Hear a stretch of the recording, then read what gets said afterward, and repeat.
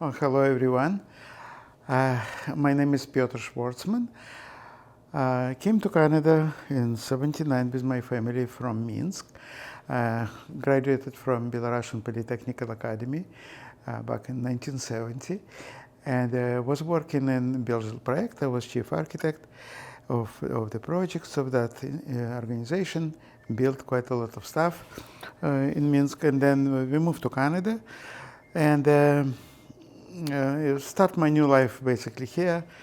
And in sense of my passions in the work, it's a kind of big dilemma of my life was always kind of duality of my passions. One of them was architecture, and second was painting, fine art. And it's not easy. Fine art is by far my much more favorite stuff, but you could not live from that. Very difficult, near impossible in Canada. So I'm start to work a little bit as a animation artist for a couple of years before my English became better. And then eventually find work in Montreal as an architect, and then moved to Ottawa, back to Ottawa with the family. And then in Ottawa, I was involved in major projects. One is the Constitution Square, one is Museum of Civilization. That was a lot of fun working with Doug Cardinal, and there was many other projects, obviously. And but here we're talking mostly about my fine art. Was nice boost about fine art when we stay in Italy for a year, waiting for Canadian paper. I managed to get a first prize in small but very prestigious international competition in Italy. Got some money that way. It was kind of nice boost, and a moral boost and everything. And in Canada, well, I paint when I have time, and doing that allowed me to have an income from architecture work. Allowed me not to worry about the galleries, not worry about galleries and about. Reason I'm saying that because galleries sometimes they like to kind of make you work on very specific style and stick to one style and just die with that style. And it's not me, not my type of human, different type of person. I enjoy actually switching styles, exploring new one in oil and in watercolors.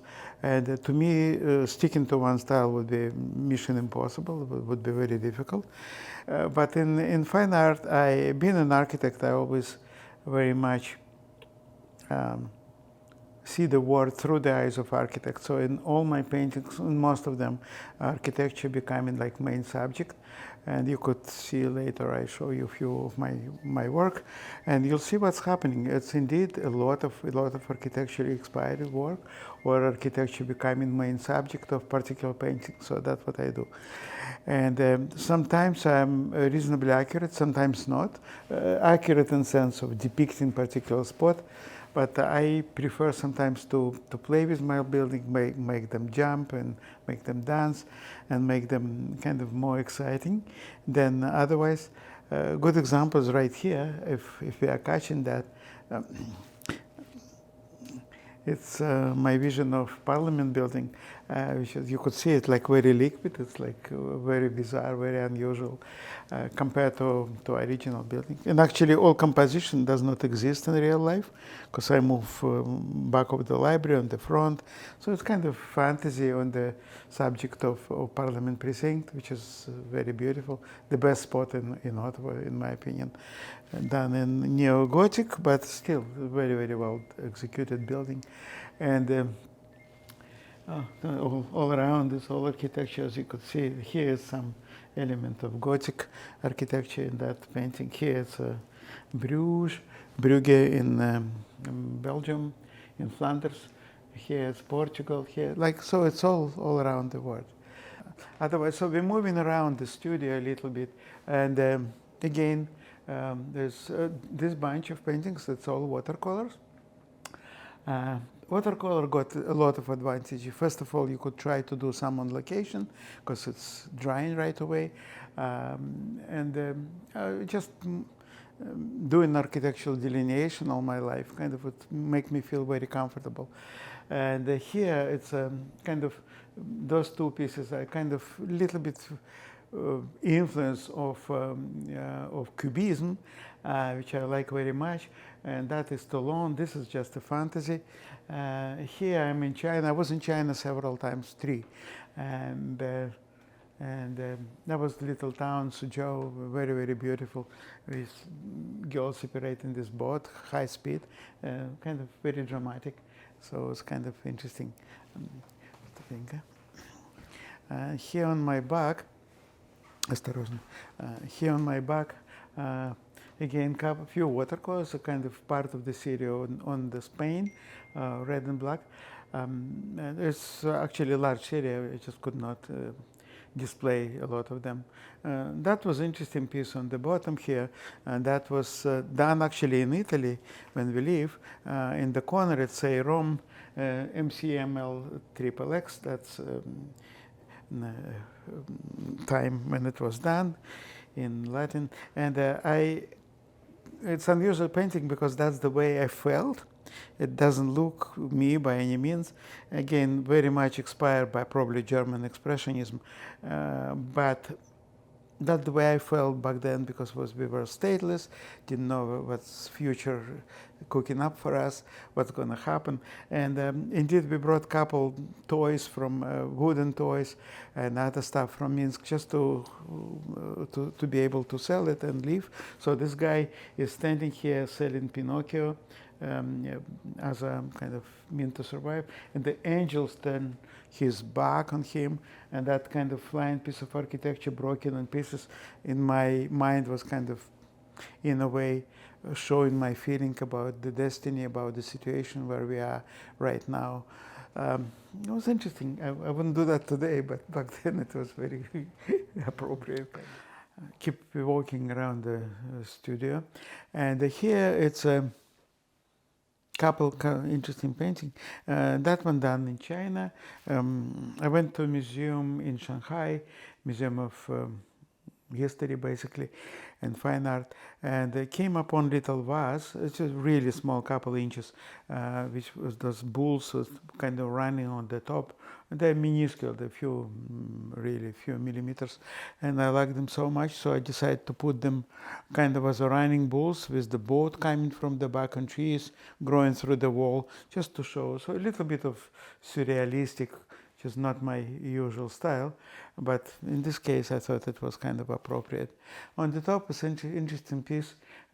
It's a self-portrait basically, with 2 empty chairs. I did it in that portion of my life, felt that way.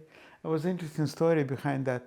I bought the canvas in the Glebe garage sale, and it was a lady, she was asking $15 for canvas, which was very good price because it was pre-framed kind of. And inside it was kind of very bright background, orange background with some kind of little bird kind of drawn, but like just with 2 strokes in style of 60s, whatever. And it was pretty, not very nice. So I bought it as a canvas. I was thinking of regesso it, put a new primer and paint over. And when I pay her the money, I start to walk away, and she catch me again and say, "Listen, you really like that painting?" I said, "Being honest, I didn't want to offend you, but I'm gonna use it as a canvas. So I'm gonna regesso it, paint it over." I said, "Really? So you're telling me this bird would not exist anymore?" So yeah, that's unfortunately the case. I said, "Listen, that's your money back. Keep it for free, because it's the best news of my life. I hated this bird. My husband bought it many years ago. I was sitting in my living room, killing me every time I saw it." So she was so happy. But finally, it's the continuation of the story. When I start to paint over that bird, it was painted in some kind of chemical paint, and every time I would put my gesso, the freaking bird would be still coming through, and you could still see it. So I didn't want to die. So I ended up of kind of blocking with masking tape little portion of it and creating really heavy textures from modeling paste, which I Today you could buy it, but back then it was not available. So modeling paste, that was acrylic media mixed with marble dust, basically creating like very heavy substance. And I was using my fingers and palette knife to build that texture and paint my self-portrait.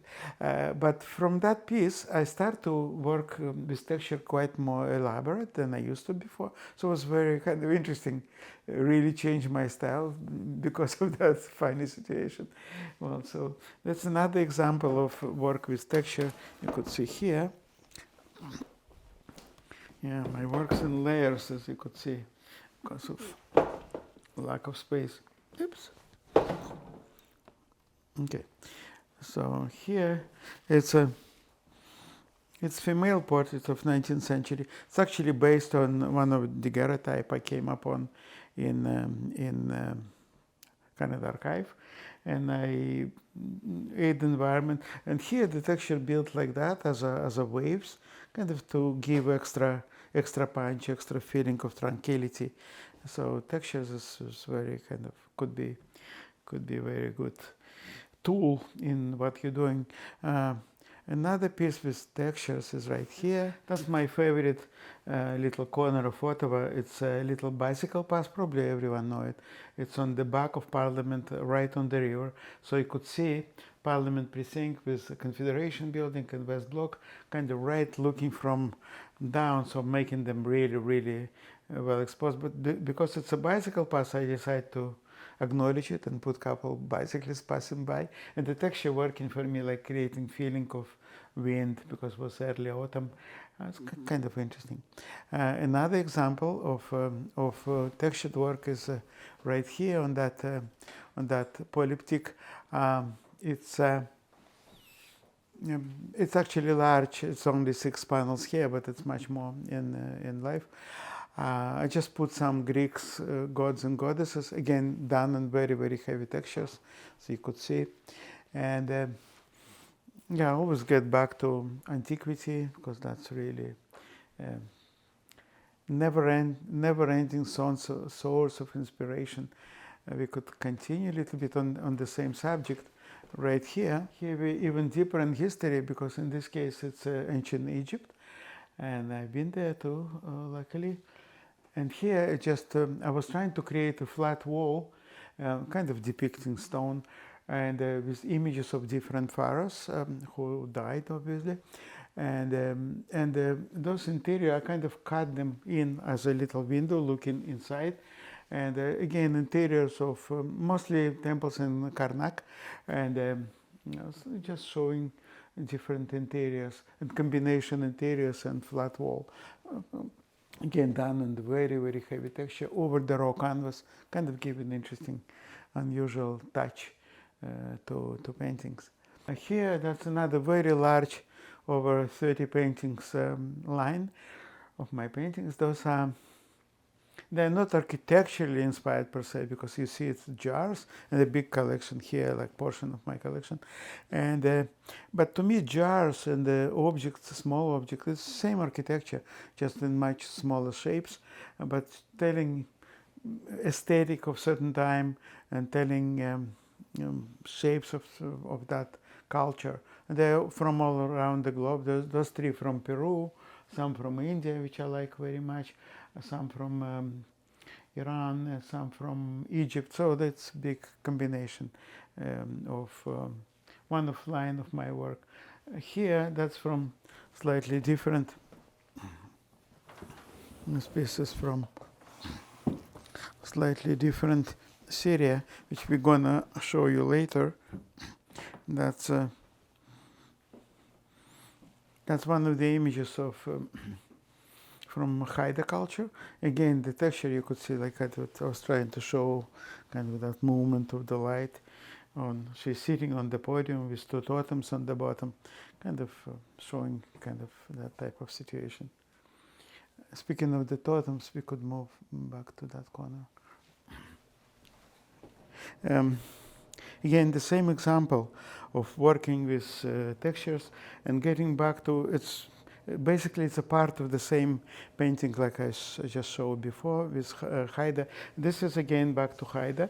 And when I was working on Museum of Civilization, in Museum of Civilization, we got largest in the world collection of totems. And that was very important to show. So I got chance being there, being insiders basically. I was able to sketch totems as much as I want. So I want to try to show kind of that again. Texture keep flowing, and just close up of two of my favorite totems from that culture, from Haida. They're kind of quite cool. Okay. Continue our kind of walk through the studio, studio gallery, and there's images from different times, like here on the bottom, again, small portion of large series of temples of the world, different, that's San Miguel from Santa Fe, New Mexico.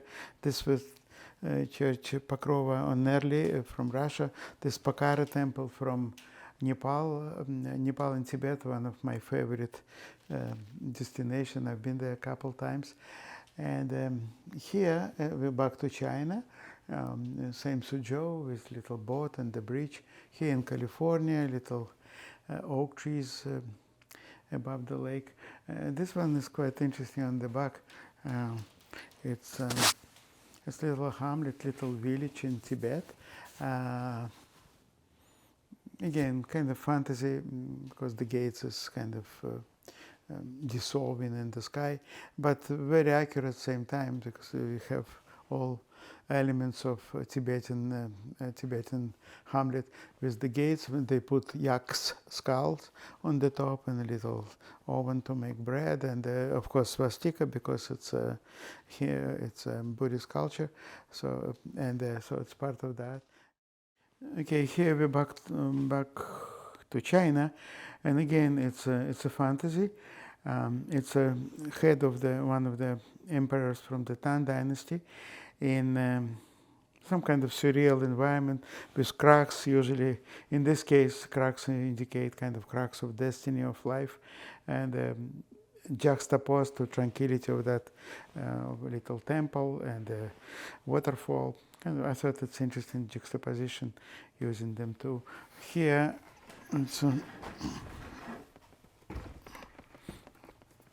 here in the small but beautiful temple in the mountains in Sichuan province. I stuck in Chengdu because I was going to Tibet and I was waiting for my permission from Chinese government to get to Tibet. And I thought it's very unfortunate because I didn't plan to be in Chengdu that long. But then when I discovered all monasteries around, it was the happiest moment of that particular trip to China because kind of it's really, really spectacular what you could see there. And stuff like that. Small part of very large, over 40 paintings, serial of paintings. And there, as you could see, North American, Canadian Indians, mostly plain Cree. And again, I get into the culture. Douglas Cardinal, our architect on Museum of Civilization, took me a couple times to small towns, and we get into powwow, the festivals, and I was quite mesmerized by colors, by movement. But I didn't know that much about their culture, which is much, much deeper than I thought. Except was the only negative part of all this experience was that I was hoping to get kind of approval from Canadian Council of First Nation. I knew them personally. The Chief of Assembly was a good friend, but they told me politely that they'd rather prefer themselves doing that stuff than outsiders doing that, because I could not get into intricacy of their psychic. And it's a large city. You could see on the back too, a little portion of it. Same Syria. As I mentioned, it's a very big one. And here just horsemen with the horses and the dancing. That's all from powwow. And there's two dancing women.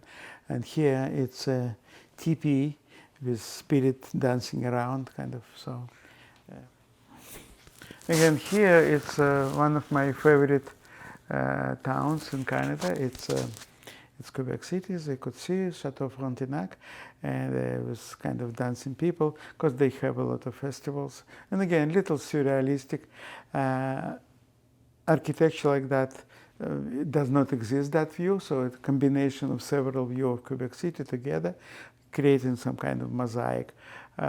That's my vision of Quebec City, which otherwise I'm very much in love with. Kind of the most European city in North America, in my opinion. And here, back to true Europe.